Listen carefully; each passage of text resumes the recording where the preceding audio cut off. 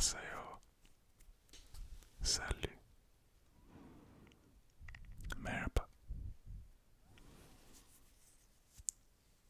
Hola. Ciao. Ciao. Konnichiwa. Ni hao.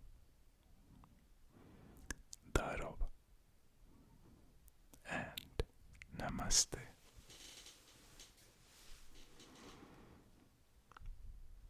I hope you're doing well. Because I am. And yeah. I just wanted to read something today. So yeah, I hope you like it. And sit back, relax,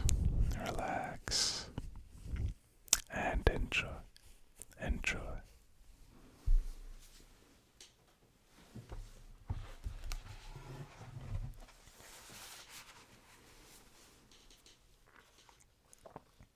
Okay. So, it's a short story. And shout out to Milo, because he recommended I should read something from Stephen King. So, The Boogeyman by Stephen King.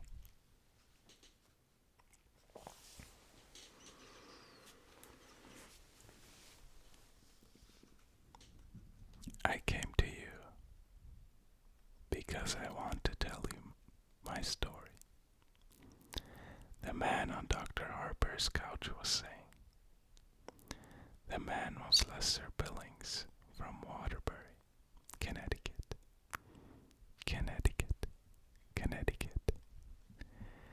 According to the history taken from Nurse Vickers, he was 28, employed by an industrial firm in New York, divorced, and the father of 3 children, all deceased. I can't go to a priest because I'm not a Catholic. I can't go to a lawyer because I haven't done anything to consult a lawyer about. All I did was kill my kids, one at a time. Killed them all. Dr. Harper turned on the tape recorder. Billings lay straight as a yardstick on the couch, not giving it an inch of himself. His feet protruded stiffly over the end. Picture of a man enduring necessary humiliation. His hands were folded corpse-like on his chest. His face was carefully set. He looked at the plain white composition ceiling as if seeing scenes and pictures played out there.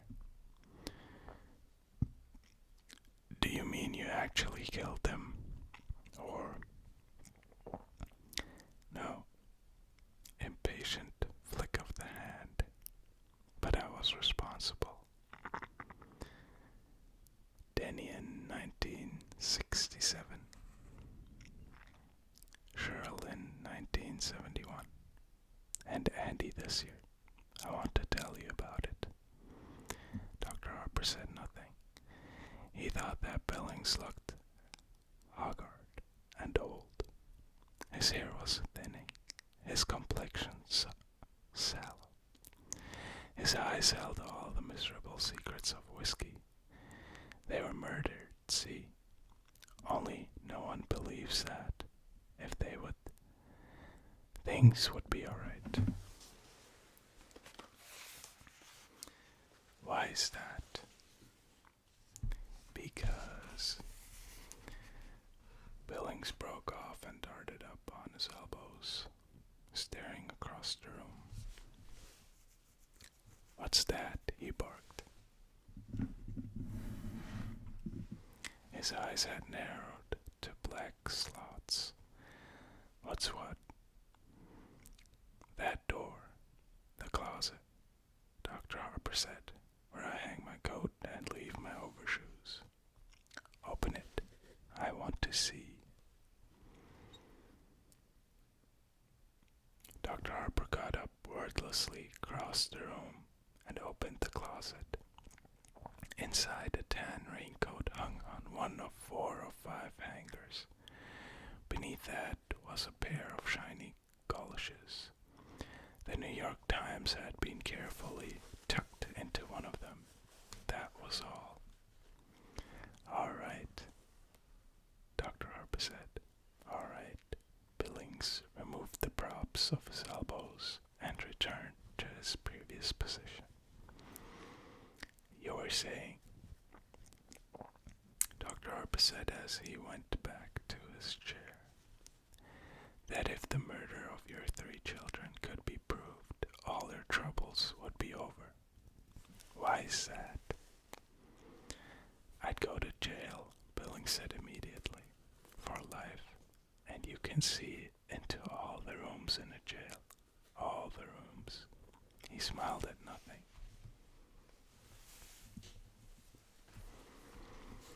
How were your children murdered? Don't try to jerk it out of me. Billings twitched around and stared balefully at Harper. I'll tell you, don't worry. I'm not one of your freaks strutting around and pretending to be a Napoleon or explaining that I got hooked on heroin because my mother didn't love me. I know you won't believe me. I don't care. It doesn't matter. Just a tell will be enough. All right. Dr. Harper got out his pipe. I married Rita in 1965.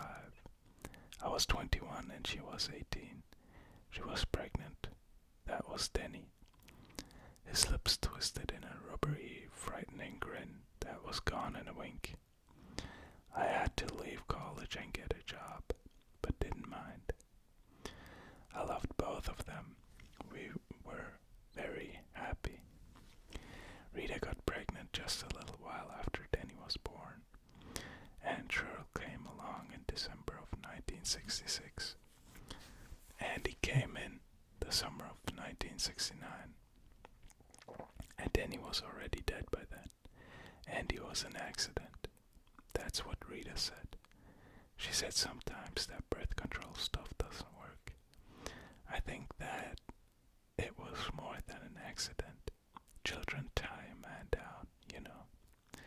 Women like that, especially when the man is brighter than they. Don't you find that's true? Harper grunted, non-committal.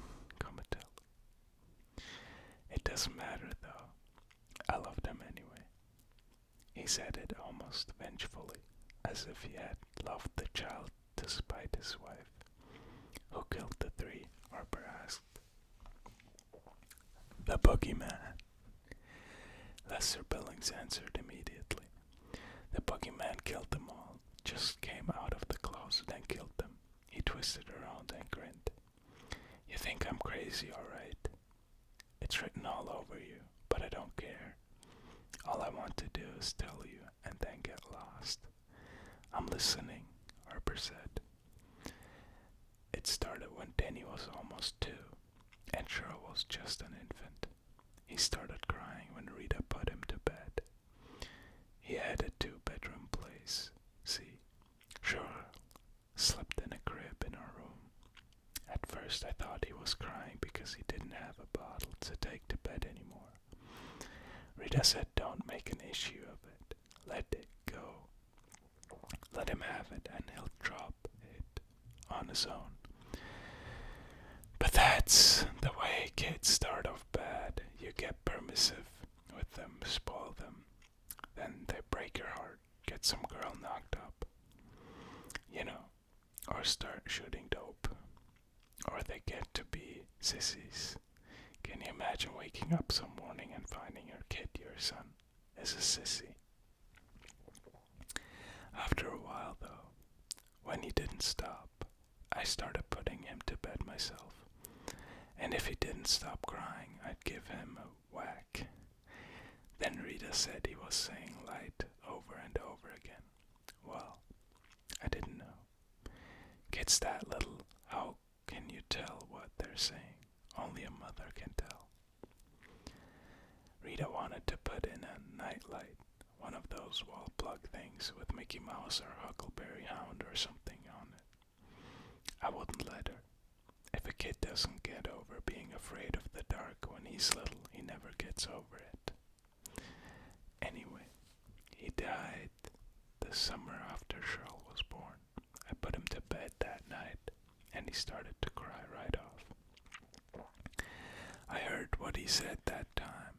He pointed right at the closet when he said it. Boogeyman. The kid says, Boogeyman, Daddy.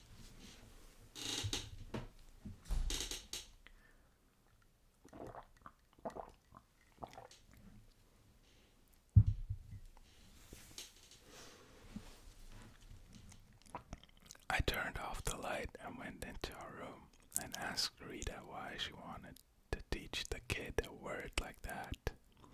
I was tempted to slap her around a little, but I didn't. She said she never taught him to say that. I called her a goddamn liar. That was a bad summer for me, see. The only job I could get was loading Pepsi-Cola trucks in a warehouse, and I was tired all the time. Cheryl would wake up and cry every night, and Rita would pick her up and sniffle. I tell you, sometimes I felt like throwing them both out a window. Christ, kids drive you crazy sometimes. You could kill them. Well, the kid woke me at 3 in the morning, right on schedule. I went to the bathroom, only a quarter awake, and Rita asked me if I'd check on Danny. I told her to do it herself and went back to bed. I was almost asleep when she started screaming. I got up and went in. The kid was dead on his back, just as white as flour, except for where the blood had sunk. Back of the legs, the head, the buttocks. His eyes were open. That was the worst, wide open and glassy, like the eyes you see on a moose head some guy put over his mantle. Like pictures you see of those gook kids over in Nam. But an American kid shouldn't look like that.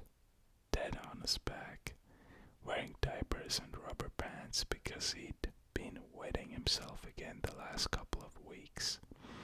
Awful. I loved that kid. Billings shook his head slowly, then offered the rubbery, frightening grin again. Rita was screaming her head off. She tried to pick Danny up and rock him. But I won't let her. The cops don't like you to touch any of the evidence. I know that.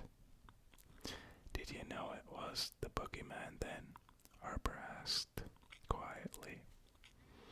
Oh no, not then, but I did see one thing. It didn't mean anything to me then, but my mind stored it away.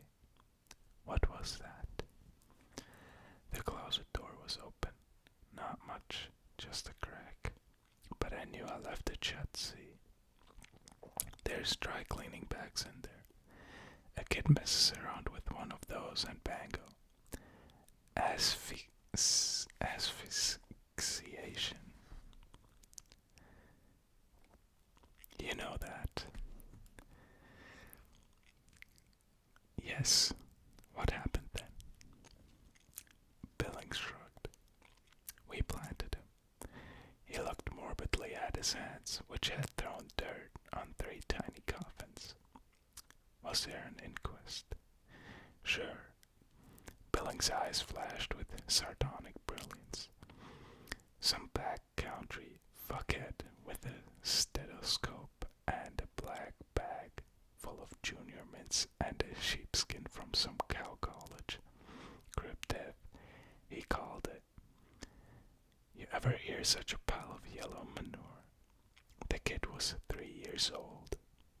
Crib death is most common during the first year, Harper said carefully. But that diagnosis has gone on death certificates for children up to age 5, for want of a better. Bullshit, Billings spat out violently. Harper relit his pipe. We moved Cheryl into Denny's old room a month after the funeral. Rita fought it tooth and nail, but I had the last word. It hurt me, of course it did. Jesus, I loved having the kid in with us, but you can't get overprotective. You make a kid a cripple that way. When I was a kid, my mom used to take me to the beach and then scream herself hoarse. Don't go out so far. Don't go there. It's got an undertow. You only ate an hour ago. Don't go over your head. Even to watch out for sharks before God. So, what happens? I can't even go near the water now. It's truth. It's the truth. I get the cramps if I go near a beach. Rita got me to take her and the kids to Seven Rock once when Denny was alive. I got sick as a dog. I know. See, you can't overprotect kids and you can't coddle yourself either. Life goes on. Cheryl went right into Denny's crib. We sent the old mattress to the dump, though. I didn't want my girl to get any germs. So a year goes by, and one night, when I'm putting Cheryl into her crib, she starts to yell and scream and cry. Boogeyman, Daddy, Boogeyman, Boogeyman. That threw a jump into me. It was just like Denny, and I started to remember about that closet door, open, just a crack, when we found him. I wanted to take her into our room for the night. Did you know? Oh, did you? No. Billings regarded his hands and his face twitched. How could I go to Rita and admit I was wrong? I had to be strong. She was always such a jellyfish. Look how easy she went to bed with me when we weren't married. Harper said, on the other hand, look how easily you went to bed with her. Billings froze in the act of rearranging his hands and slowly turned his head to look at Harper. Are you trying to be a wise guy? No, indeed, Harper said. Then let me tell it my way. Billings snapped. I came here to get this off my chest, to tell my story. I'm not going to talk about my sex life, if that's what you expect. Rita and I had a very normal sex life, with none of that dirty stuff. I know it gives some people a charge to talk about that, but I'm not one of them. Okay, Harper said. Okay, Billings echoed with uneasy arrogance. He seemed to have lost the thread of his thought, and his eyes wandered uneasily to the closet door, which was firmly shut. Would you like that open? Harper asked. No, Billings said quickly. He gave a nervous little laugh. What do I want to look at your overshoes for? The boogeyman got her too, Billings said. He brushed at his forehead, as if sketching memories. A month later, but something happened before that. I heard a noise in there one night, and then she screamed. I opened the door real quick. The hall light was on and she was sitting up in the crib crying.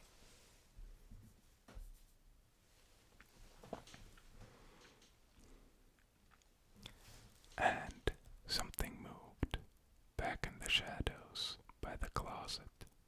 Something slithered. Was the closet door open?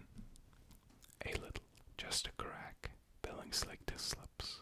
Cheryl was screaming about the boogeyman and something else that sounded like claws. Only she said claws, you know. Little kids have trouble with that sound. Rita ran upstairs and asked what the matter was. I said she got scared by shadows of the branches moving on the ceiling. Closet, Harper said. Huh, closet. Maybe she was trying to say closet. Maybe, Billings said. Maybe that was it, but I don't think so. I think it was claws. His eyes began seeking the closet door again. Claws, long claws. His voice had sunk to a whisper. Did you look in the closet?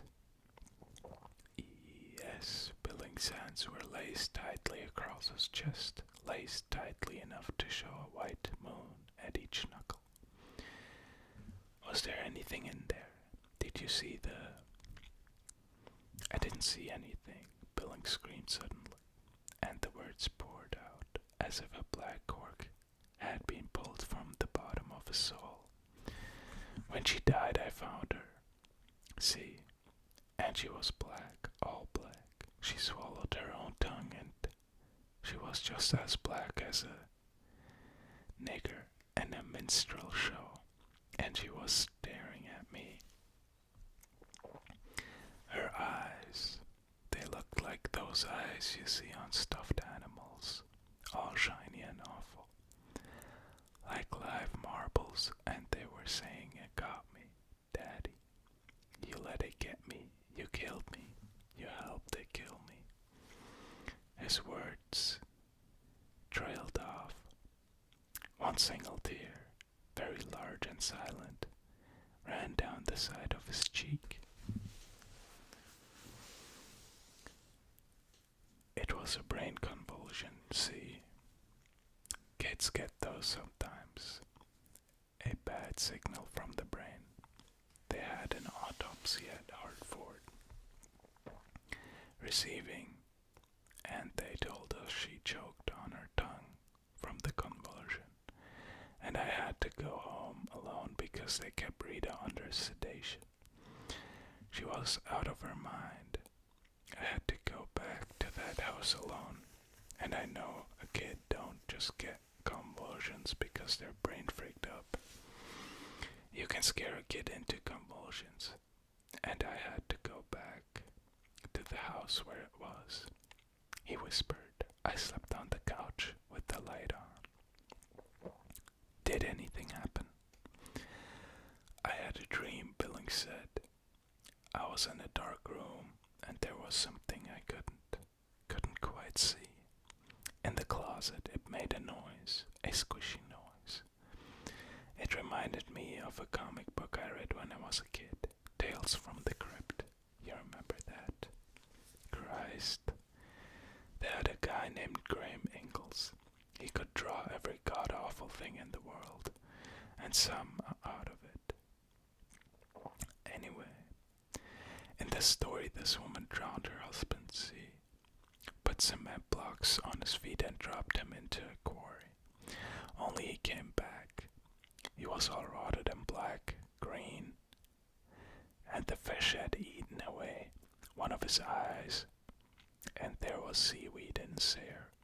He came back and killed her, and when I woke up in the middle of the night, I thought that would be leaning over me with claws, long claws.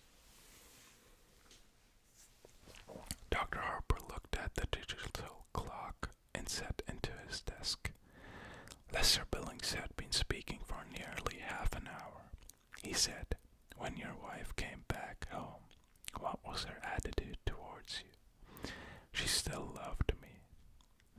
Billings said with pride, she still wanted to do what I told her.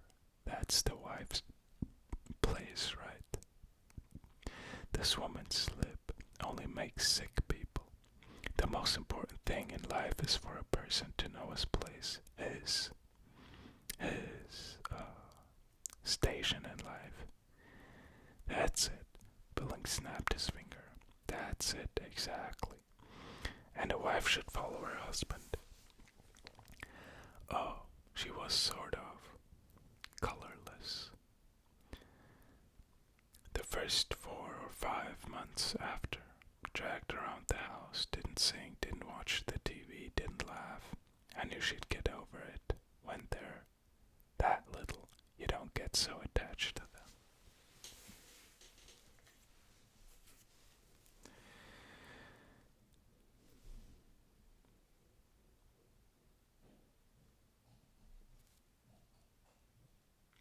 After a while, you have to go to the bureau drawer and look at a picture to even remember exactly what they looked like. She wanted another baby, he added darkly. I told her it was a bad idea. Oh, not forever, but for a while.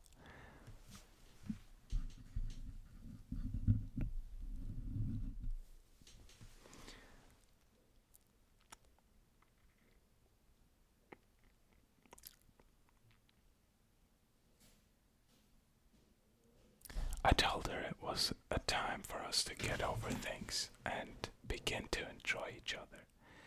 We never had a chance to do that before. If you wanted to go to a movie, you had to hassle around for a babysitter. You couldn't go into town to see the Mets unless her folks would take the kids, because my mom wouldn't have anything to do with us. Danny was born too soon after we were married, see. She wouldn't even come to the wedding.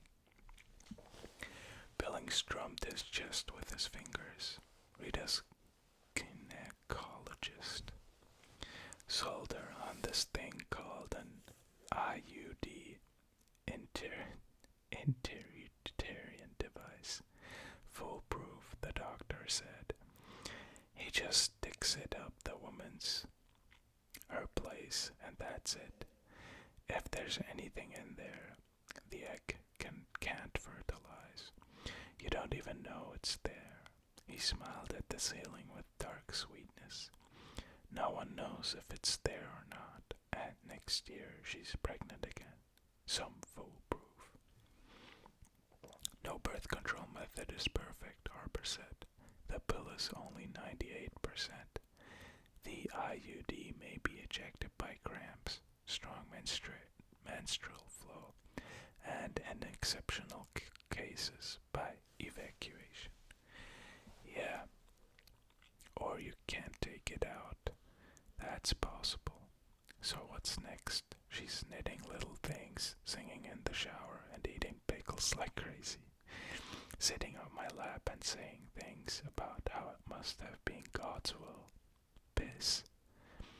The baby came at the end of the year after Cheryl's death. That's right, a boy. She named it Andrew Lester Billings. I didn't want anything to do with it, at least at first. My motto was she screwed up, so let her take care of it. I know how that sounds, but you have to remember that I'd been through a lot. But I warmed up to him, you know. He was the only one of the litter that looked like me, for one thing.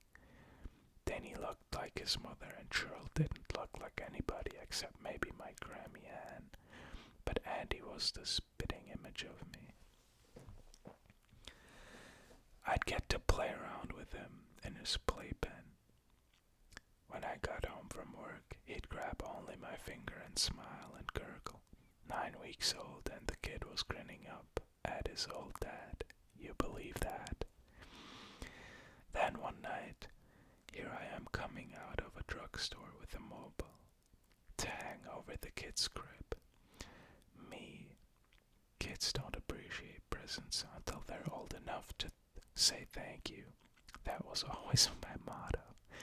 But there I was, buying him silly crap, and all at once I realized I love him the most of all. I had another job by then, a pretty good one, selling drill bits for Cluett and Sons.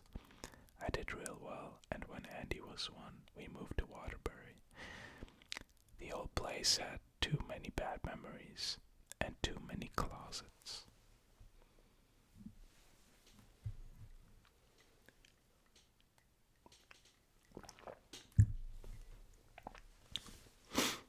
That next year was the best one for us. I'd give every finger on my right hand to have it back again. Oh, the war in Vietnam was still going on, and the hippies were still running around with no clothes on, and the niggers were yelling a lot, but none of that touched us. We were on a quiet street with nice neighbors. We were happy. We summed up simply. I asked Rita once if she wasn't worried. You know, bad luck comes in threes and all that. She said not for us. She said Andy was special. She said God had drawn a ring around him. Billings looked morbidly at the ceiling. Last year wasn't so good. Something about the house changed. I started keeping my boots in the hall because I didn't like to open the closet door anymore. I kept thinking, well, what if it's in there? I'll crouch down and ready to spring the second I opened the door. And I'd started thinking I could hear squishy noises, as if something black and green and wet was moving around in there just a little. Rita asked me if I was working too hard, and I started to snap at her, just like the old days. I got sick to my stomach leaving them alone to go to work, but I was glad to get out. God help me, I was glad to get out. I started to think, see, that it lost us for a while when we moved. It had to hunt around, slinking through the streets at night and maybe creeping in the sewers, smelling for us. It took a year, but it found us. It's back. It wants Andy and it wants me. I started to think, maybe if you think of a thing long enough and believe in it, it gets real. Maybe all the monsters we were scared of when we were kids, Frankenstein and Wolfman and Mummy, maybe they were real enough to kill the kids that were supposed to have fallen into gravel pits or drowned in lakes or were just never found. Maybe. Are you backing away from something, Mr. Billings? Billings was silent for a long time. 2 minutes clicked off the digital clock. Then he said abruptly, Andy died in February. Rita wasn't there. She got a call from her father. Her mother had been in a car crash the day after New Year's and wasn't expected to live. She took a bus back that night. Her mother didn't die, but she was on the critical list for a long time, 2 months. I had a very good woman who stayed with Andy days. We kept house nights, and closet doors kept coming open. Billings licked his lips. The kid was sleeping in the room with me. It's funny, too. Rita asked me once when he was 2 if I wanted to move him into another room.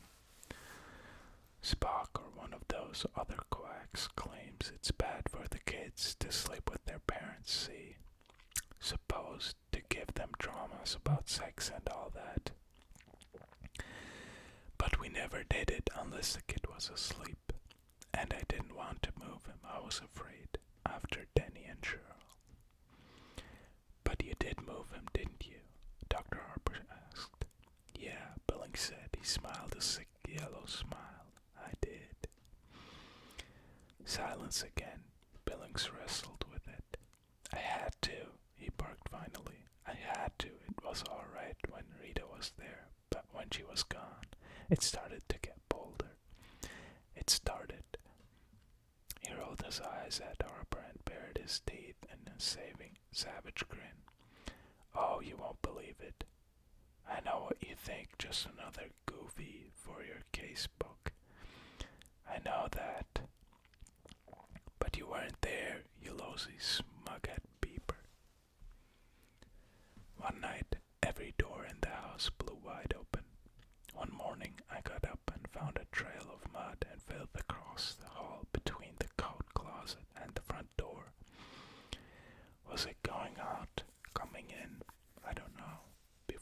Jesus, I just don't know. Records all scratched up, covered with slime, mirrors broken, and the sounds. You ran a hand through his hair. You'd wake up at 3 in the morning and look into the dark, and at first you'd say, it's only the clock, but underneath it, you could hear something moving in a stealthy way, but not too stealthy, because it wanted you to hear it, a slimy sliding sound, like something from the kitchen drain, or a clicking sound, like claws being dragged lightly over the staircase banister. And you'd close your eyes knowing that hearing it was bad, but if you saw it, and always you'd be afraid that the noises might stop for a little while, and then there would be a laugh right over your face and breath of air like stale cabbage on your face, and then hands on your coat. Billings was pilled and trembling, so I moved him. I knew it would go for him. See, because he was weaker, and it did. That very first night he screamed in the middle of the night, and finally, when I got up, the cojones to go in, he was standing up in bed and screaming, "The Boogeyman, Daddy! Boogeyman! Wanna go with Daddy? Go with Daddy." Billings' voice had become a high treble, like a child's. His eyes seemed to fill his entire face. He almost seemed to shrink on the couch. But I couldn't. The childish, breaking treble continued. I couldn't. And an hour later, there was a scream, an awful, gurgling scream. And I knew how much I loved him because I ran in. I didn't even turn on the light. I ran. Oh, Jesus, God, Mary. It had him. It was shaking him just like a terrier shakes a piece of cloth. And I could see something with awful slumped shoulders and a scarecrow head. And I could smell something like a dead mouse in a pop bottle. And I heard. He trailed off, and then his voice clicked back into an adult range. I heard it when Andy's neck broke. Billings' voice was cool and dead. It made a sound like ice cracking when you're skating on a country pond in winter. Then what happened? Oh, I ran, Billings said in the same cool, dead voice. I went to an all-night diner. How's that for complete cowardice? Ran to an all-night diner and drank 6 cups of coffee. Then I went home. It was already dawn. I called the police even before I went upstairs. He was lying on the floor and staring at me, accusing me. A tiny bit of blood had run out of one ear. Only a drop, really. And the closet door was open, but just a crack. The voice stopped. Harper looked at the digital clock. 50 minutes had passed. Make an appointment with the nurse, he said. In fact, several of them, Tuesday and Thursdays. I only come to tell my story, Billings said. To get it off my chest, I lied to the police, see. Told them the kid must have tried to get out of his crib in the night and they swallowed it. Course they did. That's just what it looked like, accidental. Like the others, but Rita knew. Rita finally knew. He covered his eyes with his right arm and began to weep. Mr. Billings, there is a great deal to talk about, Dr. Harper said after a pause. I believe we can remove some of the guilt you've been carrying.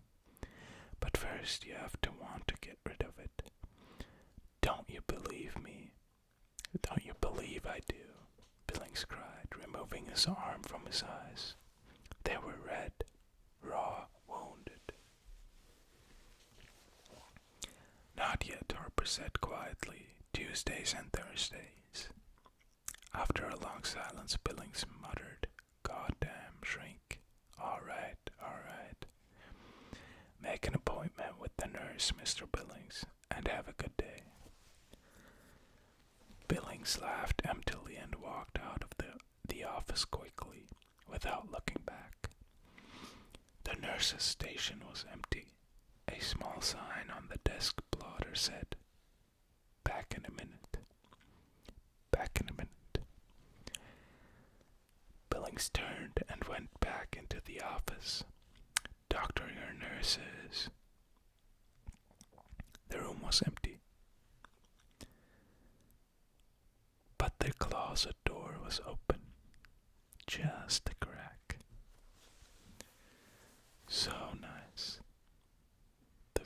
The voice from the closet said, "So nice." The words sounded as if they might have come through a mouthful of rotted seaweed. Billings stood rooted to the spot as the closet door swung open. He dimly felt warmth at his crotch as he wet himself. "So nice," the Boogeyman said as it shambled out. It still held its Dr. Harper mask in one rotted spade claw hand.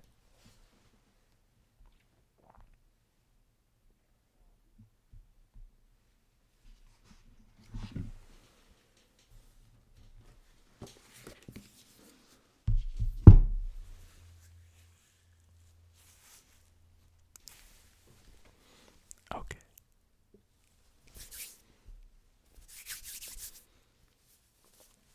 That took longer than expected, but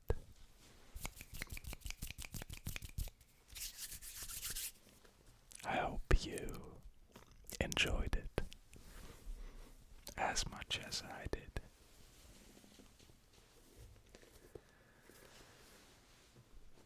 And yeah,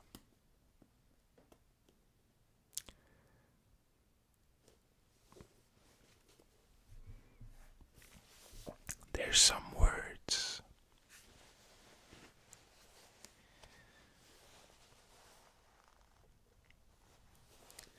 some interesting words he used. But I think in the matter of the context, and to portray the character,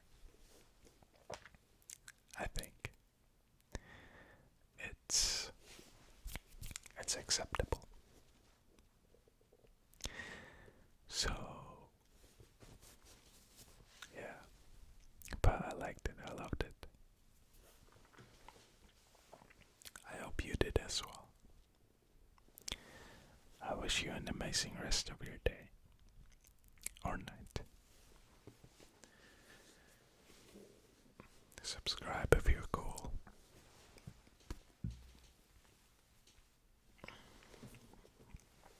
And I'll see you tomorrow.